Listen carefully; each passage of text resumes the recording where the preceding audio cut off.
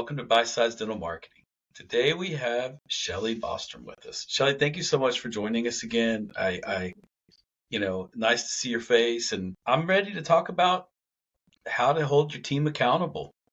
Such an important 2024. topic. Well, we were talking on the pre-show. Many of our offices they would not characterize it, but they're scared to hold a team member accountable, not for fear of the conflict, but for fear of, having to replace someone or having someone leave. And it is challenging in the labor market today. And you were mentioning that you were in Arizona speaking at a conference, and this felt like a good time to bring this topic up as we get into 2024. But welcome back. I'm so grateful that you're here. Thanks, Eric. I'm super happy to be back. And we had such a great time chatting last time. And I always enjoy catching up with you. And yes, this topic of team accountability is a big one, I would say, for the huge majority of my clients. And yes, I just was in Arizona at the Arizona Orthodontic Study Club. And we had two topics. And this was the first topic of choice, chatting with all the doctors and really talking about that team accountability and how doctors can really elevate the performance of their team and kind of remove themselves from the day-to-day operations.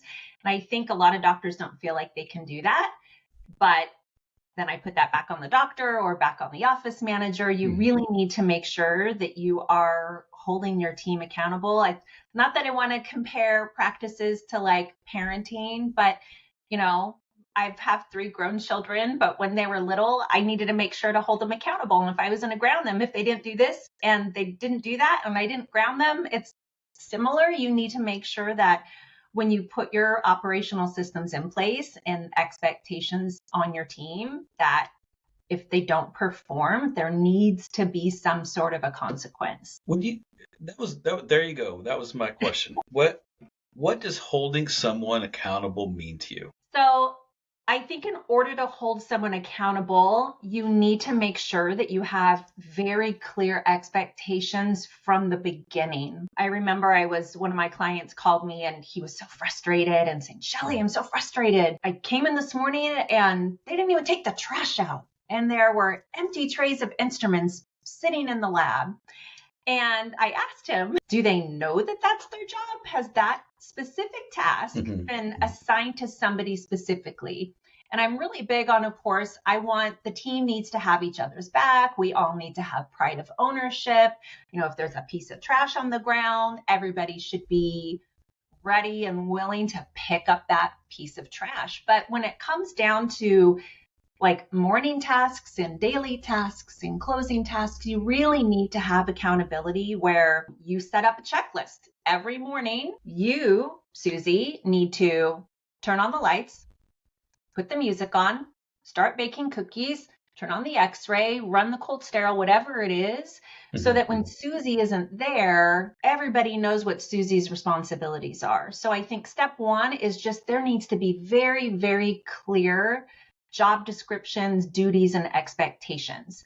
And once that is laid out, then I think my second part of that is really consistent and clear communication. Morning huddles every morning, monthly team meetings every month. Make sure that those things are happening. I also like leadership meetings. So that's going to be different in every office. So maybe the doctor, the office manager, your clinical lead, and your either like your TC or your front office lead, right. And have those conversations as well and lay down those foundational rules and policies of your practice. And, if Martha is the only one that doesn't show up to the morning huddle on time and you're frustrated, well, hold Martha accountable.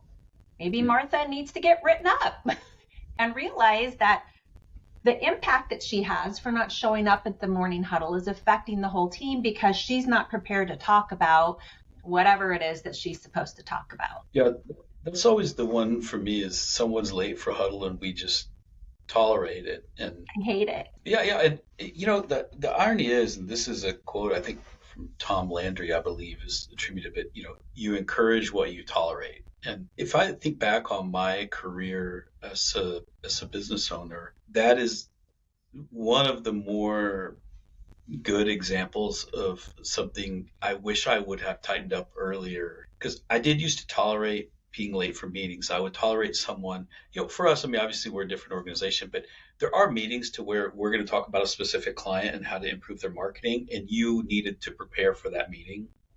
But instead of preparing before the meeting, you would come into the meeting and kind of, try to make it up in the first 5 or 10 minutes of the meeting and catch up. And Right. those would frustrate me but I didn't know what to do because they were a good employee otherwise. And then there's just this one thing. I knew how to get frustrated, but if I'm being very candid, it was in a very almost passive aggressive, like, oh, Shelley, I wish, it would be a kind of a one offhanded, like, oh, Shelley, I wish you would have prepared for the meeting better today.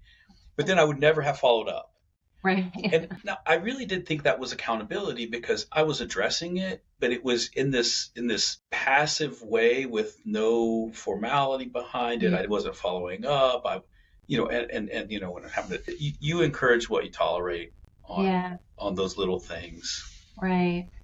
Yeah, it's so true. And, I think retaining those great team members is a challenge also, but that also comes with, okay, identifying what's important, what really, qualifies a valued team member. And, I've had doctors who are afraid to let people go because they've been part of their practice for so long. Nobody knows how to do what this person does. Yep. Well, then that's another problem. That means that I'm a really big believer in having like standard procedure of operations. So if this person is out sick or quits, or you need to let them go, or they're on vacation for a week or two, I always say the show must go on, or the ship must continue to sail. Mm-hmm. And you need to have, whether it's in a binder, whether it's in like a Google spreadsheet, if this team member is not there and she's in charge of the lab, then it should be really easy for someone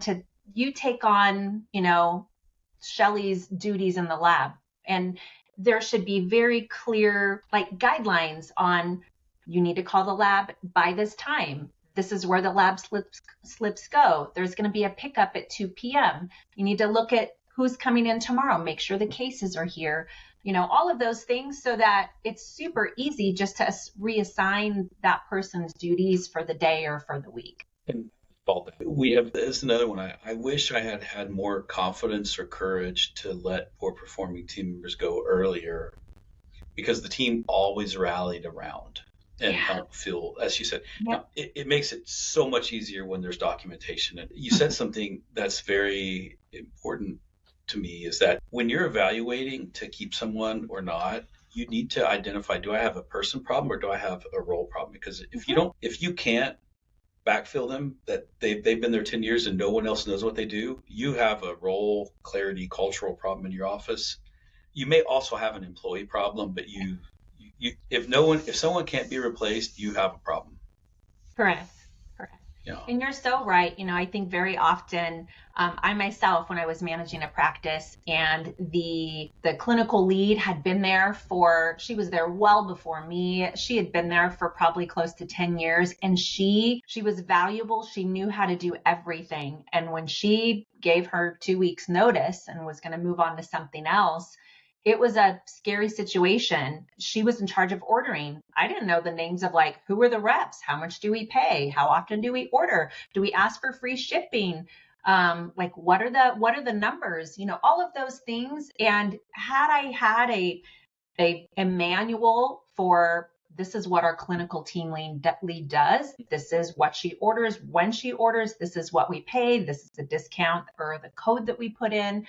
All of those things, it would have been a pretty seamless transition to either internally onboard somebody into that role or hire outside of the practice. So I think that was maybe like 15 years ago, my first experience with that, where I was like, okay, that caused me so much stress. I'm never going to let that happen again. So I'm basically creating a manual for every single role within the practice. And so that's what I teach all of my clients to do as well.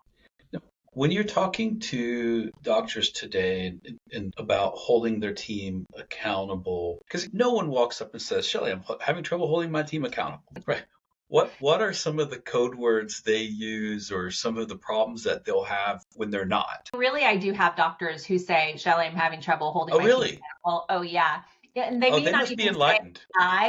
they may say, we're having issues with performance. We're having issues with accountability. But that we are may or may not be them, because a doctor may not have an office manager. A doctor may Right, right. have, they may be a managing owner. And then I ask the question, are you losing stress? Are you, able to really focus on your patient care? Are you able to grow? And, all of these things, if they're answering no to any of those questions, maybe it's time to bring in somebody to take care of all that HR stuff that the doctor Mhm. doesn't want to do. I remember I had a doctor that was struggling with all of those things. And Right. I said, well, why don't you have an office manager? And he didn't want to give somebody the power. He didn't want to give someone the power or that title to be a manager. And I said, okay, well, you don't have to call them a manager. What if you called them an operations director or a practice lead or whatever, and just give Hmm, them hmm. some responsibilities? You're not handing the practice over to them, but what are things that you could empower and delegate to someone else, that so when you go home, you can focus on your family and you can have a balanced life and you're going to be sleeping and not stressed. You really do need to have a team of difference makers and not expenses, if you will. Hmm. Hmm. So with that, yes, you do need to, step one is writing those job descriptions and clear expectations, presenting it to every single employee so that there is no ambiguity. They know what you expect of them, and then roll it out. They sign it. I understand these are my duties and my responsibilities. And then have maybe a 1 month check-in with them. Don't wait a full year to have a performance review or Hmm. evaluation. You need to have that constant communication and kind of nip it in the butt really quick. So doing that within a month and documenting it, as I think you mentioned, yes, you need to have a paper trail. It's going to make things a little bit easier. So I even, like, when I would do my monthly team meetings, I would have all of my topics of everything we were talking about, and I would have everybody sign it. And I would pass around my clipboard and everybody would sign it. And I would save all of those monthly team meeting agendas in a little folder, so that if ever they said, oh, I didn't know I was supposed to do that. Oh, I didn't know this is the new way that we're doing things. I could take out my monthly team meeting. Go, well, you were here and we talked about it. So that's another piece of documentation too. Now, and that's how you used it when they signed it. You would bring it out and say, "Actually, Eric, Yep. right here I have your name, Yep. and we talked about it." There's very sophisticated platforms out there these days as far as HR and HR companies. But I think if you have a pretty small practice, it's something you can manage internally pretty easily. Making sure you've got your handbook, your job descriptions, and then really just daily task lists so that you're not forced to like babysit and micromanage all the time. You give it to them. It's maybe like a Google Sheets shared document that everybody Hmm. has their Hmm. own individual one. And then you can kind of peek in on it and make sure that they're doing what they're supposed to be doing. Now, when you look out through 2024, 23, 20, over the last 4 to 5 years, so to speak, we're definitely seeing a growing trend toward it is getting harder to run a small organization. And I say small, I would say most dental offices qualify as, small business Yeah. in 2 to 3 million range. Obviously, as costs have risen, which we know they have, I want to spend more clinical time. That gives me less time to work on these style of tasks. I want a Yeah. good work-life balance. I should start. How are you helping people balance those needs today? I sometimes feel very spread too thin Yeah. in today's economy and Mhm. today's needs. Yeah. It really comes down to team. It really hiring right. I have a course. It's Lead, Align, and Thrive, and chapter 1 is how to hire right. It's how to hire the right Mm. people. You need to make sure that every person in your organization should, be able to like give a commercial for you and really represent you and your brand and your legacy.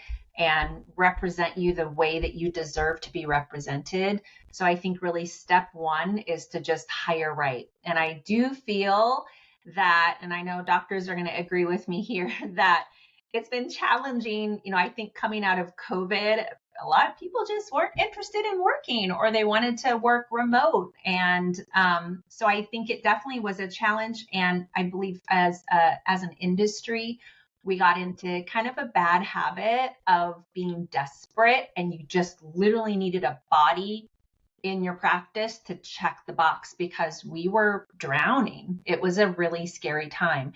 I do feel like we're past that, and we need to change our habits and not be desperate. Really go through the proper channels and hiring the right people. I always say, do not hire for experience, hire for integrity.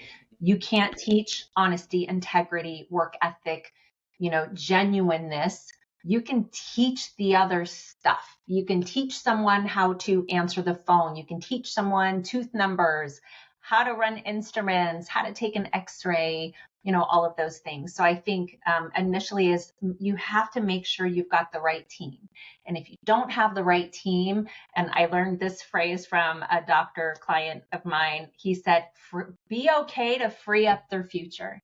This world is too small, and even just for that employee, if they're not happy and thriving, this is the way that I would, free up somebody's future is you have a lot of great talents.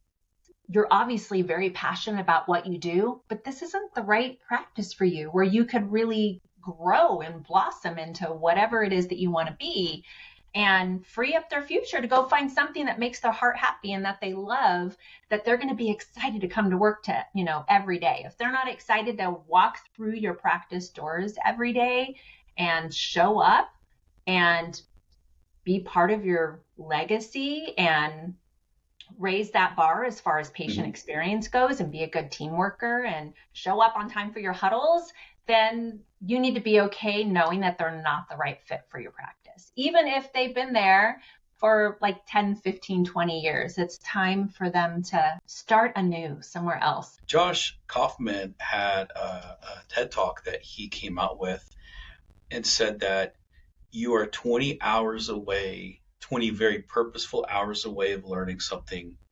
And if you've done it with discipline and purpose, you're 20 hours away from learning something, and you're going to be better than 80 or 85% of the population at doing it. I feel the greatest sin that we make in hiring is assuming that because someone's done it, they must be able to just drop in and do it here.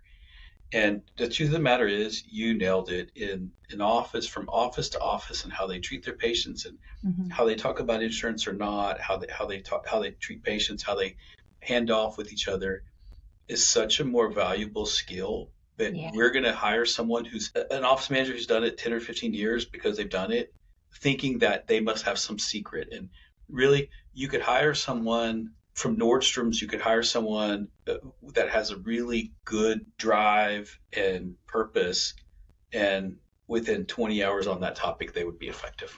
Yeah, so true. Do you agree with that?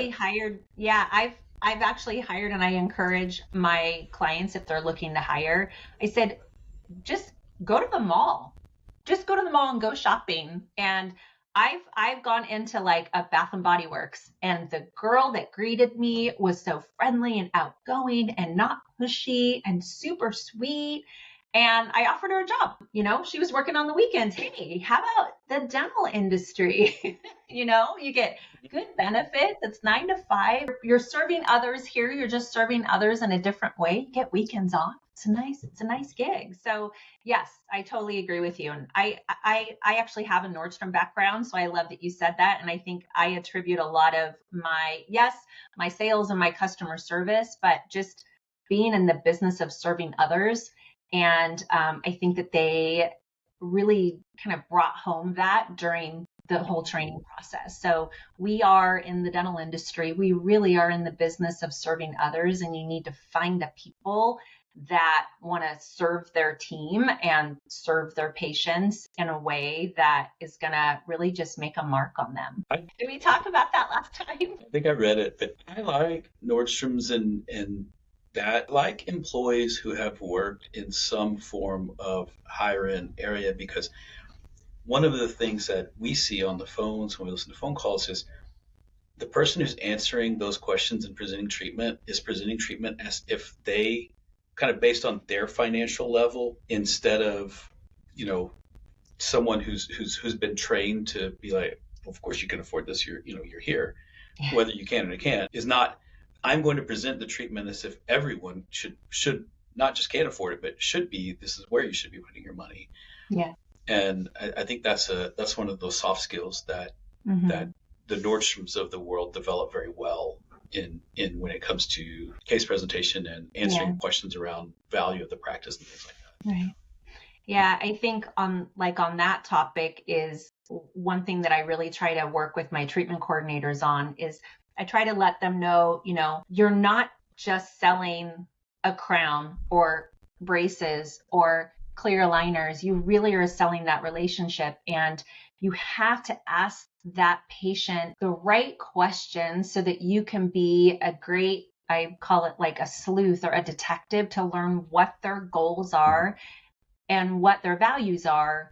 Just like if you were to go in a Nordstrom, they're going to ask you, what are you looking for today? What is the event that you're shopping for? They're asking all the right questions so that they can guide them into exactly what they want.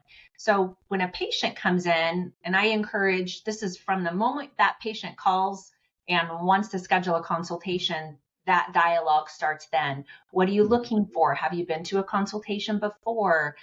What are the values? What are your chief concerns? What's going to bring you in to see us? You have to know everything about them so that you can check all those boxes for them so that the treatment pretty much sells itself, because you answered all their questions and then you're going to give them a great experience. No, I like that a lot. I'm about to now talk out of both sides of my mouth, and I need to be careful. On one hand, I want the best team available and I want to hold people accountable. On the other hand, I know practice is out there saying I have so much more free time to have someone fill it. Like, how do you bridge the gap between my team is telling me they're so busy, I can hear they're busy, to I'm now going to replace this person and go through a search? Like, how do you bridge that gap with your offices in kind of tying it back to accountability? Because I can hear someone talk to my patients and know they're not doing a great job.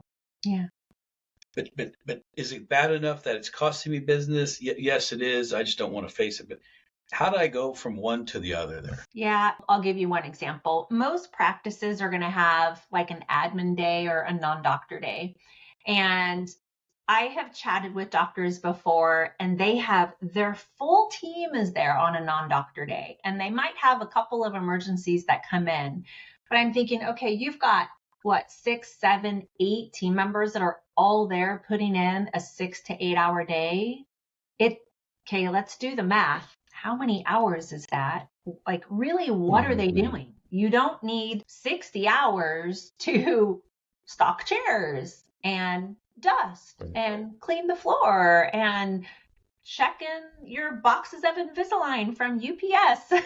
So I think one is doing, really evaluating those admin non-doctor days. I always say, when the cat's away, the mice will play. So what are they doing? And do you have leaders that are there in your absence who are your ally and not necessarily, gonna milk the clock with the rest of the employees on the team? And also, are there appointments within your doctor days that could shift to a non-doctor day or admin day to free up time in your clinic for those really important productive, whether it's a start or, full set of veneers or whatever the case may be. And then another suggestion is do maybe a time study of, look at your block schedule and look at how much time you're allotting for these different types of appointments, and make sure, like, I recommend doing that twice a year, especially if you've got new team members coming in. You might have this group of assistants who are super quick and fast, and you may have this other group of assistants who maybe weren't onboarded or trained properly and they're really, really slow. So that doesn't necessarily mean like lengthen the time of those appointments. Is okay, maybe we need to invest in these team members and get them trained properly so they could be up here, and that's going to help with running a lot more efficiently as well. So yeah, look specifically at all the things going on and find the time in the aggregate, I guess, versus just a singular example. No, very Yeah. well, very good set. Shelley, bring us home. What are 3 points you'd want to, if you had to summarize our session here today, what are the big three someone needs to take away here? Big three is clear job expectations. If you don't have them, you need to write them and create them. I can help with that. Number two is make sure that you've got standard procedure of operations for every single role within your practice. Every morning, what are we doing? Before you go to lunch, you have to do this. Come back from lunch, you do this. Before you leave at the end of the day, do that. Maybe your TC runs this report every Monday for your pending list, whatever it is, making sure that you've got checks and balances for every single day for every single person. And then number three is if you know that you have given everything you can to this employee who maybe isn't performing optimally, you've given them the clear expectations, they know exactly what their job is, you've given them the tools and training to be successful, and they're still not doing it, you need to be comfortable with letting them go. And know, as we talked about earlier, that your team as a whole, that it's really going to be okay. Don't be scared. It's really going to be fine. You are going to have some superstars kind of step into that role, and you're going to wonder, why did I wait so long to let that person go? Because look at Brittany. She just stepped into that role and she is rocking it and so much more efficient. And it's important through the eyes of your team as a whole. If you are allowing that bad behavior to happen, you might end up losing a little bit of respect from your team, and they're going to fall into those bad habits as well. Thank you so much. As always, I enjoy our time together, and you're out there doing good work and helping dentists be successful, which always makes me happy. Everyone, this is Shelley Bostrom, Align My Practice. I'll put a link to your socials and your website for folks to get in touch with you. And if you want more of Shelley, you need to go check her out online. She's amazing. Thank you, Eric. It was fun to be with you today.